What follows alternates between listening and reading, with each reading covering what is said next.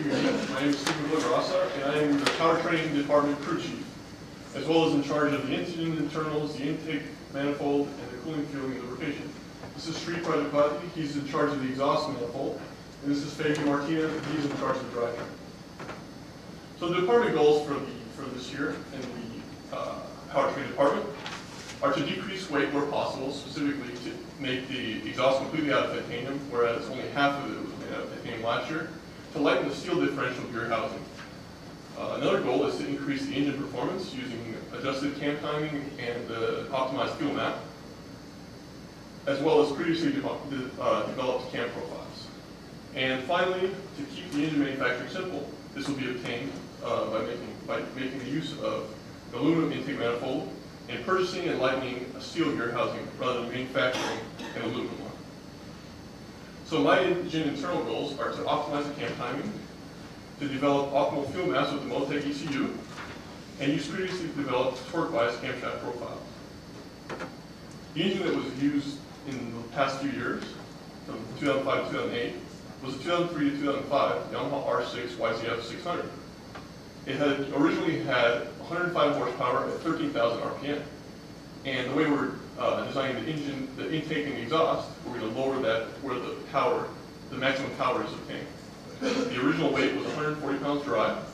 It's a 4-cylinder and it's naturally aspirated. So the power band characteristics here, you can see, were obtained using the attractive force graph, where the maximum attractive force intersects at the high RPM, which is right here. This graph here. This section here. And when you shift, the low value here, that's where the gear will go into.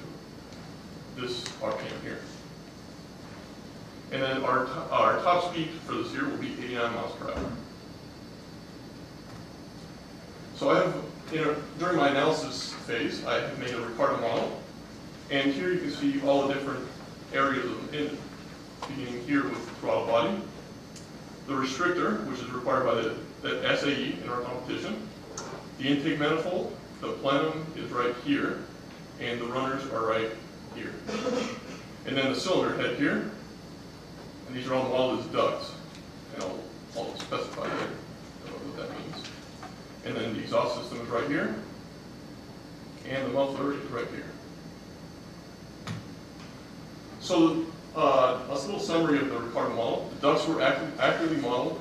The cylinder head port size, shape, and dimensions were all modeled. The intake manifold and exhaust system dimensions and characteristics like head ends were all modeled in it. So what this model is for is to accurately predict engine performance, specifically where the power will be delivered, how smooth the power delivery will be, and how any changes that we apply will affect engine characteristics. And so what we determined with our analysis is that the best range where we're going to be most of the time on our track is 5,000 to 9,000 RPM. And here you can see different iterations from last year to this year. And some are zero cam timing and then the cam timing adjusted. And I even did one for the crossover pack taken out. And that was a power versus engine speed graph. And this one is a torque versus engine speed graph. And it's the same values here. It's just with torque. And so an overview of our performance.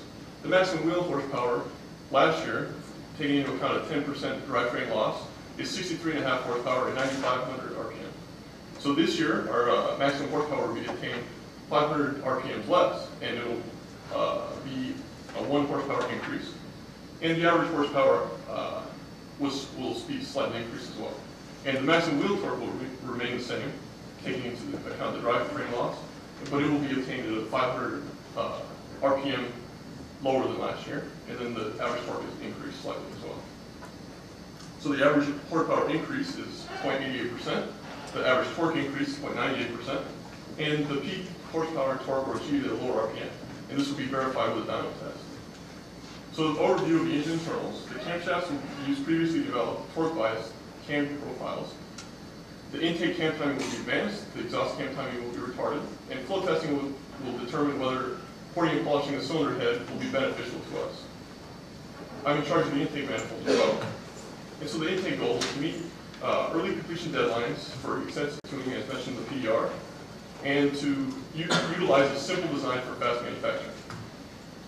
And here, what I have is a restrictor analysis, and the 2007 restrictor here, you can see that this is atmospheric pressure in red, and at the recovery, it doesn't quite go back to atmospheric pressure, which is a desirable effect. And so in our new restrictor, which was used last year, we are able to go back to atmospheric pressure. And also another characteristic here, the turbulence here that can be seen, we're able to eliminate it. And also the Mach number is, when the Mach number reaches 1, the air will become choked, it's choke flow. And so we're trying to eliminate that, but at high RPMs, it's very difficult to eliminate with this restrictor. And so we were able to make the recovery smoother, and with this, our performance should be better at higher RPM. And so here's a model of the 2006 intake, which utilized that earlier iteration of the restrictor, and had longer runners. Here's a 2008 carbon fiber intake that will remain our backup design after we produce the aluminum intake. And that's this intake right here. And so you can see that each one of these pictures here shows each individual cylinder flowing. So the material choices were aluminum and carbon fiber. And in the interest of time, we've decided to go with the aluminum one since we're sort of short-handed. And the ease of manufacture is one of the key things with the aluminum intake. So the intake design, to overview, it's aluminum, and it was chosen for simplicity and cost. It'll be a log-style intake, as all the designs were, and it'll utilize a shorter intake length than the 2006 design because there's a clearance problem with that. And so I'm in charge of the cooling, fueling, lubrication as well. So the goals for the fueling lubrication will be keep these simple, system simple, to ensure fast manufacturing. This is in line with all the team goals, and to prevent oil starvation through the use of a custom oil pan gasket. So the first part of the oiling system is the oil pan. It will be made out of 6061 aluminum, CNC milled machined. Its capacity by itself is 1 quart, and the total engine oil is 2.5 quarts, which was originally 4.5 quarts. So since we're making a custom oil pan to meet a clearance issue underneath, we require also a custom oil pickup since the oil pan is a lot shallower. It will be made on a CNC mill out of 6061 aluminum, and it will be attached to the oil pump with a stock rod. And it will be angled at 10 degrees since the oil pump is slightly angled. It will be bolted to the oil pickup since we had problems in the past with the pickup falling into the oil. The oil cooler will be an original Yamaha R6 part because of the fact that it's compact, it's water cooled, it's light, and it provides sufficient cooling for our application. The radiator, which is the first part of the cooling system, will be an 8 by 9 by 1 inch core, and it will be a Ron Davis cross flow radiator. It will utilize a stall fan rated at 708 cubic feet per minute with a 7.4 amp draw. And the carbon fiber fan travel will direct air from the radiator, and the aluminum travel direct air into the radiator. The water pump we will use